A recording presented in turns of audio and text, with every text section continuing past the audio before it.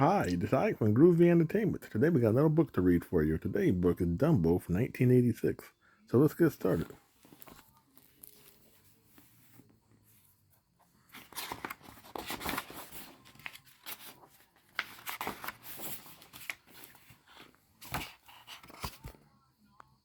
Early one morning, while most people were still fast asleep, a group of storks appeared in the sky.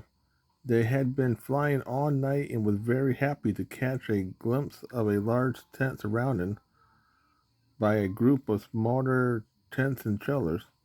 There below, there was the circus, shouted out one of the storks, and he released his bundle. Soon all the other storks let go of their,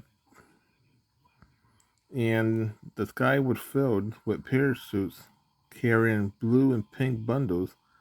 A gentle breeze delivered the gypsum arrival right to the tent.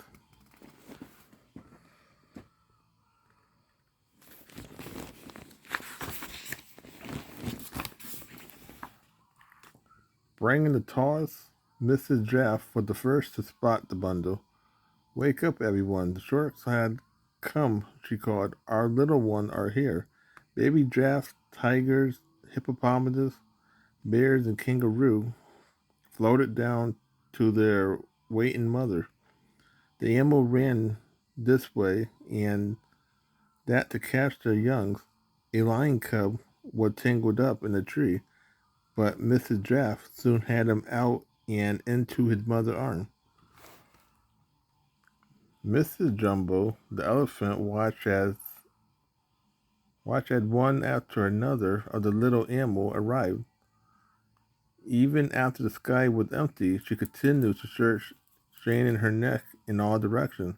"Oh dear," she sighed. "I was certain that there would be a bundle for me. Now I'll have to wait until next year," she cried. She began to cry.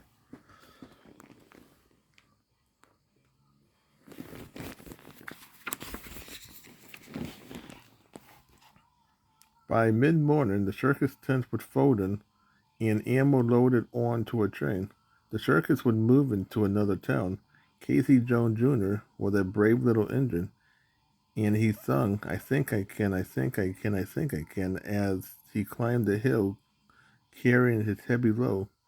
"Whoosh, whoosh," he'd whistle, and chugged slowly up the hill. And when he reached the top and began racing downhill, he sung faster. "I thought I could, I thought I could, I thought I could," and tooted his whistle with joy.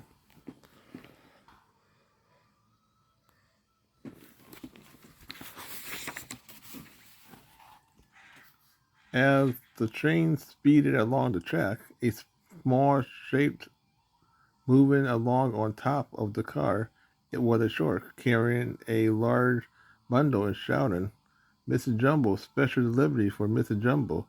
Hearing the shark shout, two of the elephants stuck their trunk through an opening and waved, "Over here," signed another with her trunk.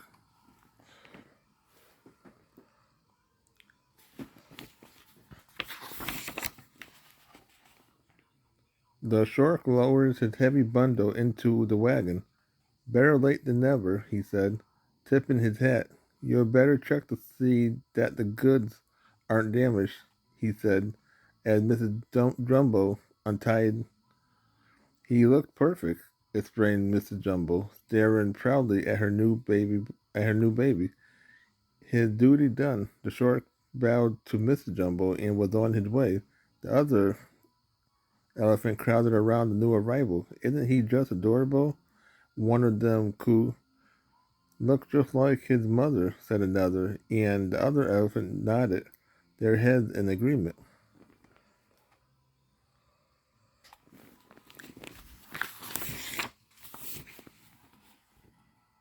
All this attention was too much for the little one, and letting out a big sneeze, he shook his head, exposing two enormous flappy ears. "Take a look at those ears," said one of the elephants, shushing the ears with his trunk. It's too bad that the shark had already left, snugged another. You should file a complaint for damaged goods. The elephant all began to laugh. I never saw anything so dumb looking in all my life. We could we have to call him Dumbo, said the biggest elephant, causing more laughter.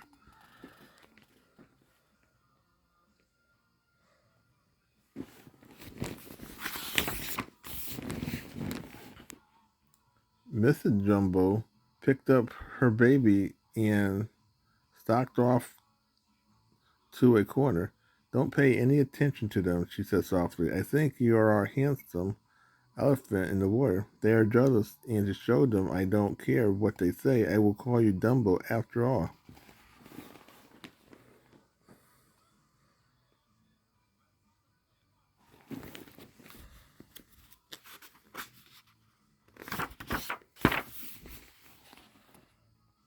Later that night, the train finally reached the town where the circus was to perform.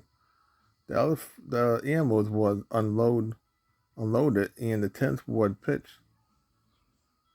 The next morning, a parade was held to announce the circus arrival. Proud Campbell led the way, followed by the ringmaster, who shouted to the crowd, "Ladies and gentlemen, boys and girls, come to the big top tonight. We'll make you laugh, we'll make you cry. You'll see feats of danger that will make you tremble with all fear. All this and more at the circus." Behind the ringmaster was Happy the Hippo, yawning as he hawked the 33-ton pipe organ along.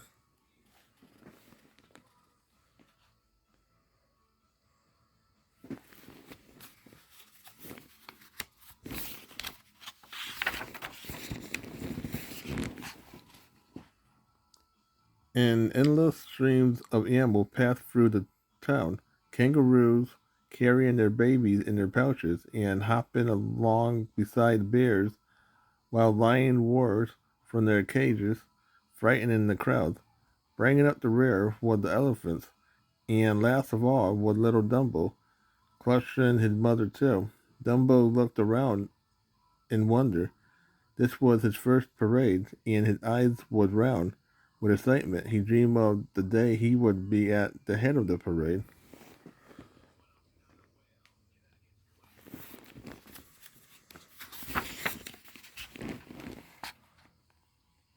Lost in his daydream, Dumbo did not look where he was going. He stepped on one of his ears and tumbled head first into the mud puddle. Seeing the little elephant trip over his ears, the crowd began to laugh. "Look at him," a boy shouted. "With ears like that, he must be Batman. He must be blind. But with big ears, he can't possibly be deaf," cried another boy, causing the crowd to laugh and jeer even more. Dumbo was filled with shame and desperately tried to hide his ears. Tears fell as he unsuccessfully folded his ears above him.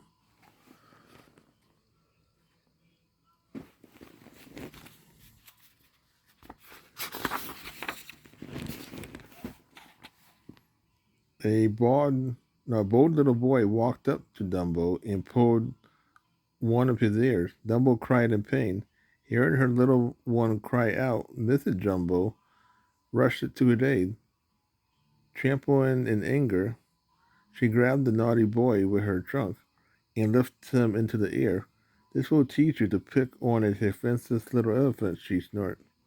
"Help, help," shouted the little boy, who was not so brave when he was dangling in the air.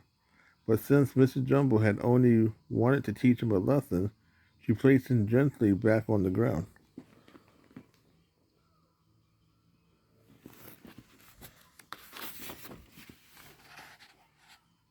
But the crowd had begun hysteria, thinking that Mrs. Jumbo was wild, and they called for help. "That elephant is crazy. Do something. She's dangerous," shouted the bystanders. The trainers came running with ropes, which they lassoed around Mrs. Jumbo's neck. Mrs. Jumbo reared up on her hind legs and shrieked in protest. but it was too late. The ropes tightened around her, and she was led away. Locked up, shouted the ringmaster. Poor little Dumbo looked on in shock. There was nothing that he could do to rescue his mother.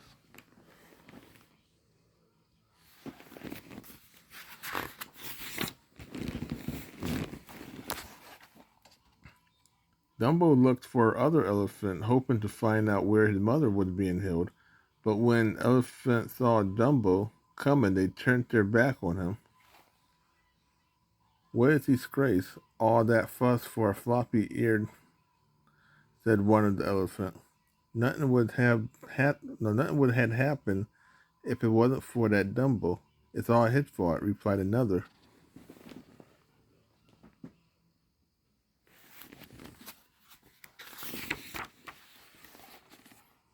Poor Dumbo sat down and began to cry.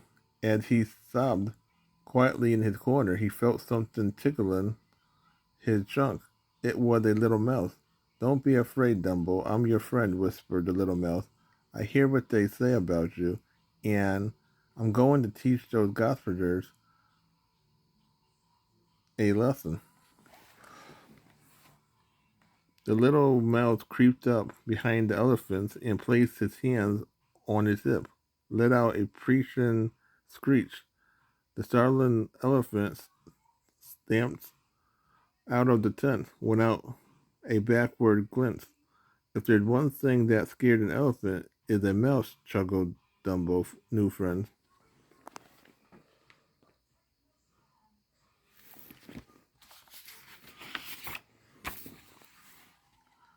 Dumbo looked at the little mouse with a.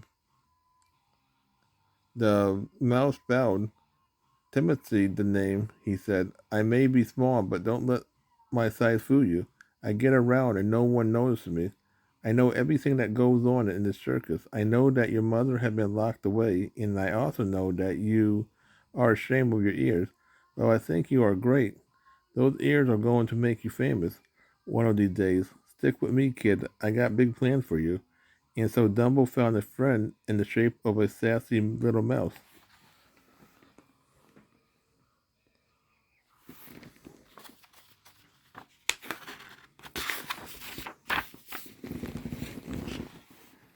That night, as the ringmaster lay fast asleep, Timothy creeped up beside his pillow and whispered in his ears, a whisper in the sleeping man's ears, "Tomorrow for the grand finale, you, the elephant, think big and big mean Dumbo," the mouse repeated.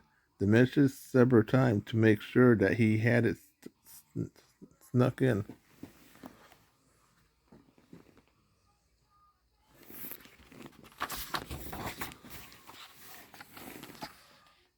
The next morning, the ringmaster awoke with a smile on his face. "I have a wonderful idea for the new grand finale," he said. "I'll use the elephant and that little Dumbo too, and to think that I fought it all by myself." With that, he rushed off to prepare the new act. That night, standing under the spotlight, surrounded by elephants balancing on their hind legs, the ringmaster announced the grand finale.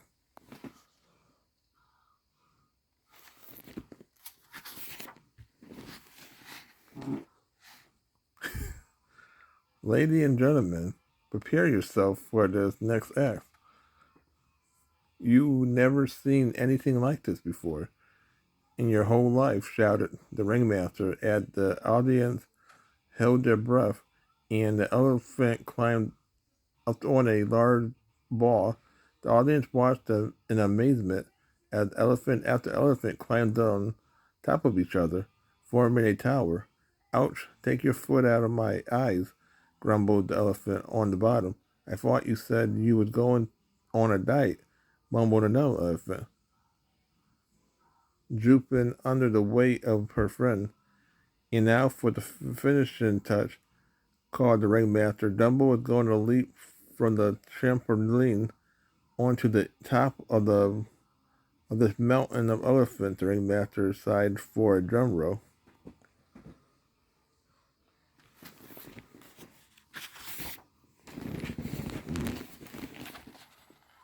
The spotlight snide on the wings where Dumbo was frozen with stage fright. Timothy the mouse had tied Dumbo's ears back out of the way. He gave Dumbo a nudge and whispered, "Go ahead, kid, show them what you are made of." Dumbo gathered up his courage and began to run into the big ring. As he ran, his ears came untied and flopped down. The audience gasped as Dumbo tripped and went flying head over heels, bumping right into the bar on which the elephant was precariously balanced.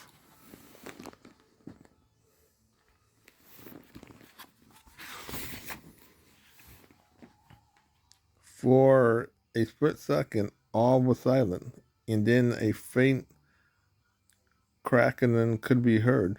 As the elephant began to sway back and forth, the audience fled for their life, while the huge tower elephant began to fall. Within seconds, panic had broke loose.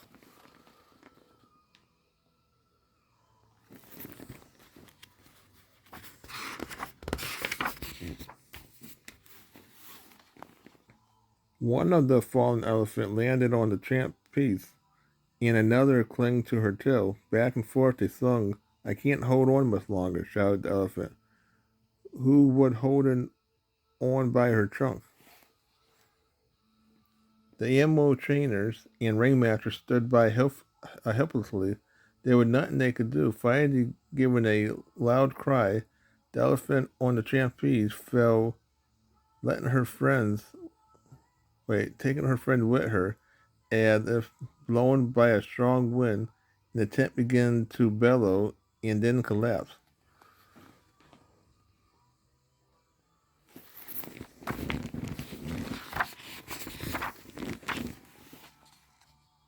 Fortunately, except for a few bumps and bruises, no one had been badly hurt. Dumbo, however, was in serious trouble. "A star, huh?" screamed the ringmaster. "You are nothing but a bumbling Bangler clown, and since that's all you're good for, that's exactly what you will be."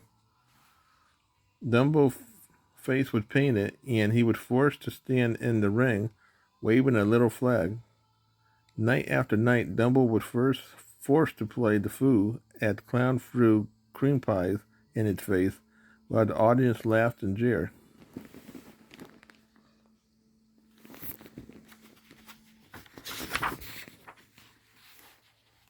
One day, the clown came up with a new act for Dumbo. A large house was erected with a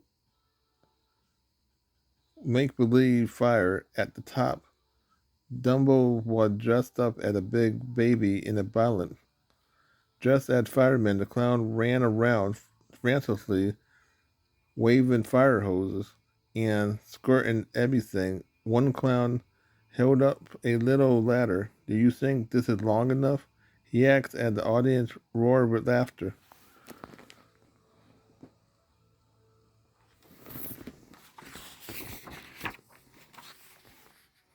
"The ladder is much too short," shouted one of the clowns. "The baby will have to jump." "Jump, baby, we'll catch you," screamed the fireman, who was holding a safety net. Dumbo looked down, shaking with fright. It was a long way down, and the net didn't look very strong. The fumes from the make-believe fire hurt his eyes. The audience began to chant, "Jump, jump." Dumbo closed his eyes and leaped into the air. His ears flapped out behind him.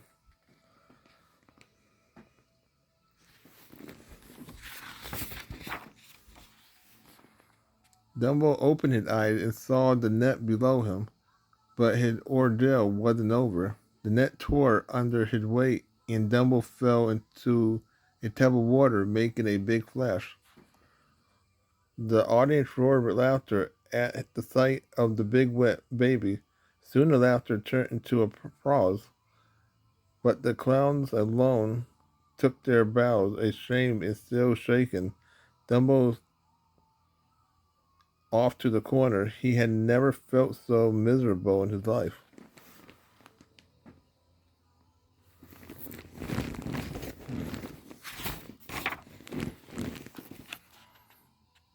Timothy Mouse found Dumbo shivering in the corner.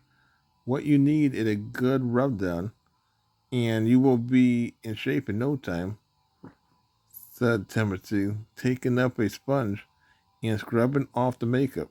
Cheer up, Dumbo. I have got some good news for you. I have found out where they are keeping your mother. Tonight at midnight, I'll take you to her. And before Dumbo knew it, Timothy was gone.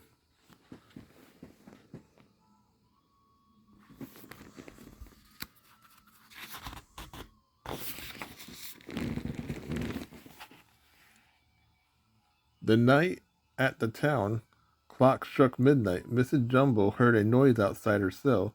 She turned her head and saw a little trunk sticking through the bars. Dumbo, is that you? She whispered, moving slowly toward the door. Enormous balls and chains was attached to her legs, making it difficult to move. Wait there, I'm coming, she said, as she dragged the heavy balls, trying to make as little noise as possible.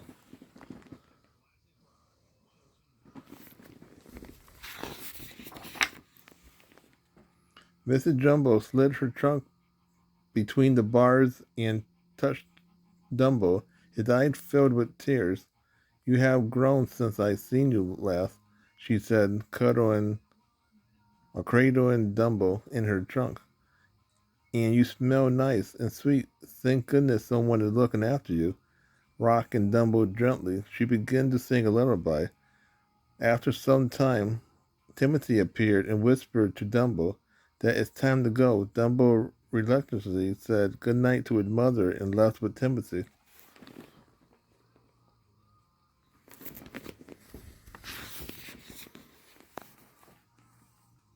As they neared the circus tent, Dumbo and Timothy heard shrieks of laughter and popping of champagne corks. The noise was coming from the clown tent. They were celebrating the success of their act. Did you catch the look on that little idiot face when he fell into the water? Asked one of the clowns, collapsing in a fit of giggle. Tomorrow will make the house taller. That will make an even bigger splash, said another clown. Just then, one of the champagne bottles flew through the flaps and into a pail outside the tent. The clown was too drunk to notice.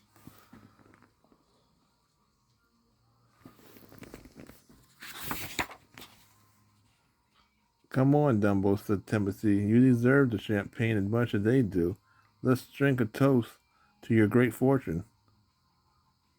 Dumbo plunged his trunk into the pail and took a great gulp. In his excitement, Timothy pitched over and fell into the pail. The champagne began to take effect. Dumbo stooped on the ground and began blowing bubbles while Timothy giggled and sang.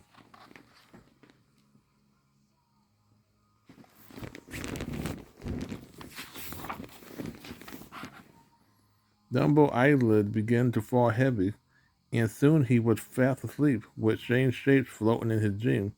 Pink and purple elephant danced and performed trips.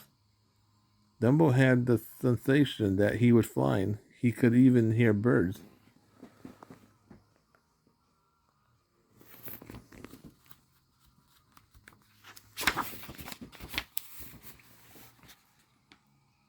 Early next morning, a gang of crows gathered around the sleeping Dumbo and Timothy. Well, look at that giant. Never thought I'll see the day when the elephant lived in the tree, explained a cigar-smoking crow. What I want to know, said one of the other crow, is how did they get up here? How do you think he got up here? He flew, replied the chief crow. Flew? Shouted the other. Elephant can't fly.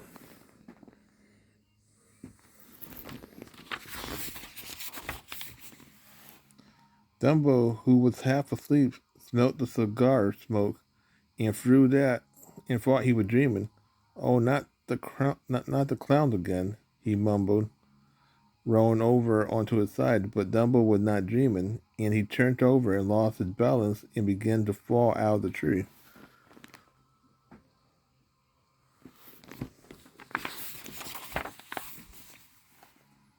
It was too late to grab on to the branches. Down he went, landing in a stream with the enormous splash. Timothy too came spilling out of the tree and landed with a tiny plump in the stream.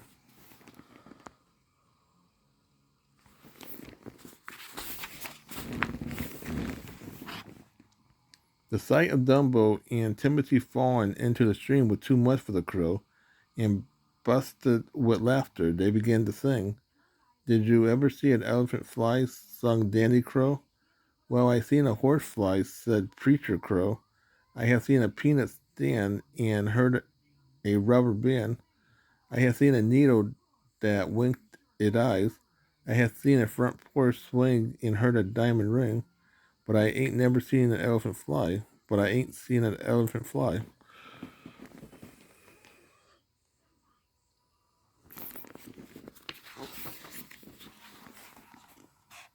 But Timothy was not amused. What's so funny about a poor little elephant falling out of a tree? He demanded. Then suddenly he stopped and stretched his head. How did he get up in the tree? He wondered out loud. The crow all spoke at once. He flew. Flew, Timothy shouted, turning to look at Dumbo in amazement. Dumbo blinked his eyes and stared at the crows.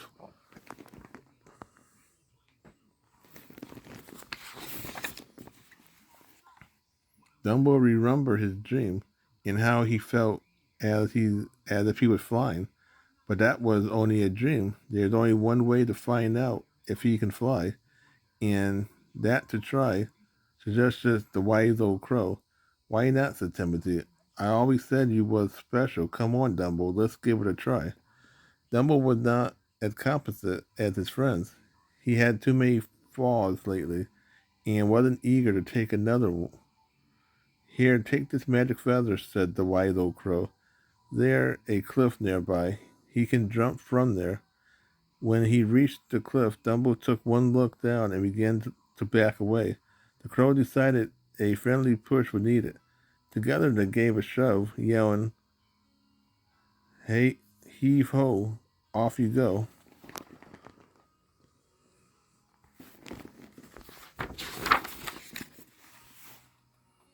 Dumbo closed his eyes and began to flap his ears with all his might, and instead of falling through the air, he began to float. Timothy gave a shout of delight. I knew you could do it. Look, we're flying. Dumbo opened one eye and then another. Timothy was right. He wasn't falling. He was gliding like a bird.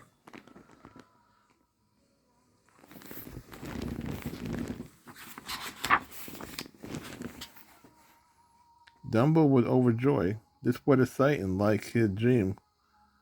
He dived and swooped over trees and houses. His ears spread out like wings, enabling him to turn left or right, to go up or down. Never had he felt so free. Timothy began shouting away. Just wait till others see you. Oh, Dumbo, I knew you was heading for big things, but we mustn't let the other know just yet. Wait until tonight. We'll give them a big surprise.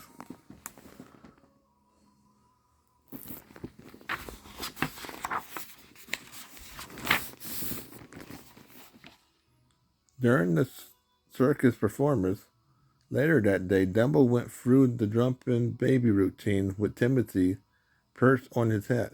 The clown had made the burning house even taller. They were looking forward to the nerve splash that Dumbo would make when he falls into the tub. Go on, jump, they yelled. This time Dumbo was not afraid. He was carrying his magic feather.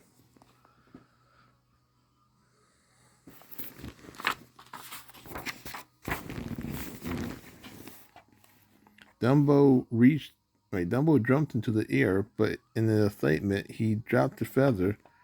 Frozen with fear, he began to fall, but Timothy shouted, That feather is the magic. You don't need it to fly. Dumbo, you can fly all by yourself. Hearing Timothy's word, Dumbo spread his ears and flapped them with all his might, just as he would within a few feet of safety net. He changed direction. Instead of plunging into the water, he soared up toward the ceiling, up toward the ceiling of the tent.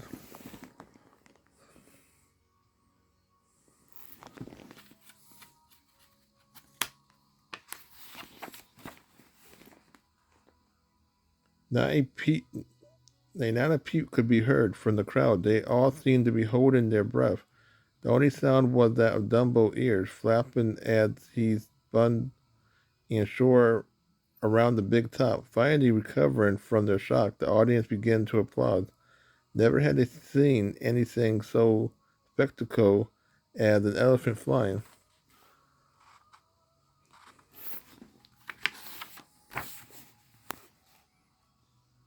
Dumbo decided to have some fun and began doing some dives over the clowns and Ringmaster.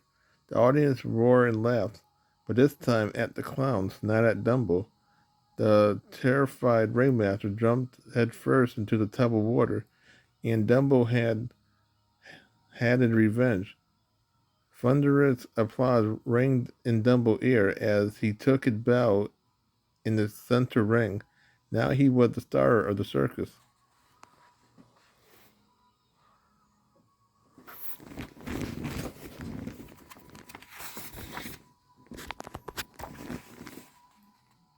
Dumbo became an overnight sensation. Every newspaper in the land carried his picture on the front page. From the Eskimo in Alaska to the aberration of Australia, Dumbo's fame was known to all. In each new town, the villages that the circuit passed, it was Dumbo who drew the crowd. The ringmaster never stopped boasting about his new star, shouting, "The greatest, the most earth-shaking and breathtaking and fantastic event, Dumbo the Flying Elephant."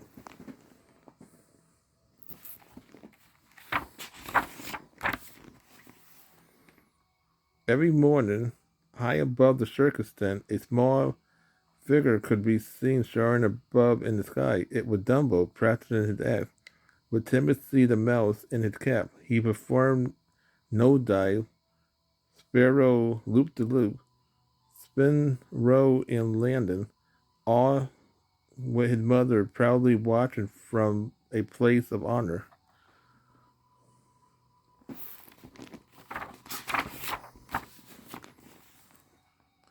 Below, the other elephant looked up with pride. They had quickly changed their attitude toward the little. "He's going to go far, that little one," said one of the elephants.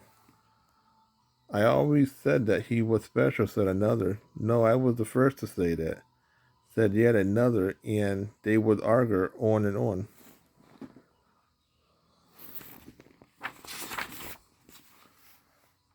Woof, woof, chuggle, chuggle. Casey Jones tooted his whistle with joy between town. He was very proud of his passenger, Dumbo the Flying Elephant.